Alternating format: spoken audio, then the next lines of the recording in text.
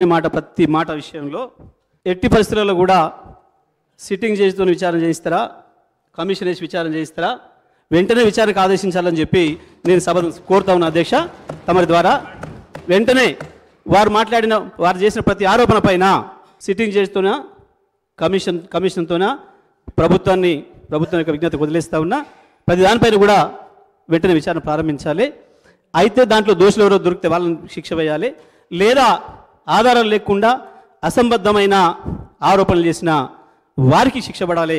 తప్పకుండా ఇది తేలాలని చెప్పి నేను రికార్డులో రావాలని నేను ఇన్ని రోజులు వెయిట్ చేసి అధ్యక్ష, గత 5 సంవత్సరాలుగా రికార్డులో రావాలని నేను వెయిట్ చేస్తూ ఉన్నా. ఇవాళ రికార్డులోకి వచ్చిండ్రు, తప్పకుండా దీనిపైన చర్య తీసుకోవాలని చెప్పి నేను తమరి ద్వారా ప్రభుత్వాన్ని కూడా కోరుతా ఉన్నా అధ్యక్ష. అగ్రికల్చర్ సప్లై చేసిన విషయంలో వారు అన్న మాటలన్నీ కూడా వారి డిప్యూటీ సీఎం గారికి వర్తిస్తాయి తప్ప నాకు వర్తించవు అధ్యక్ష. ఎందుకంటే వారు ఇచ్చిన దాంట్లో వారి శ్వేతపత్రంలోనే 18వ పేజీలో యావరేజ్ సప్లై అవర్స్ 19.22 అని చెప్పి వారే స్వయంగా ఇచ్చిండ్రు. వీరు సభకు ఎప్పుడు కూడా 10-12 గంటలు కూడా రాలేదనే మాట వారి కొలిగైన ఇంకొక మంత్రి గారు మాట్లాడినరు. దీనిపైన కూడా చర్యలు తీసుకోవాలని చెప్పి నేను సభను కోరుతా ఉన్నా అధ్యక్ష. తమరి ద్వారా 24 గంటలు కరెంట్ ఇచ్చామని చెప్పాము. అందులో 24 గంటలు కరెంట్ ఇచ్చామని అందులో ఏమైనా మెన్షన్ చేశాను నేను.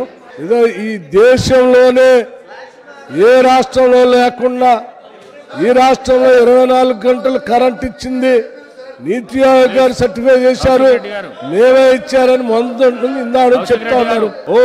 ఉరికొస్తే ఏమైనా భయపడేవాళ్ళు ఎవరు లేరు.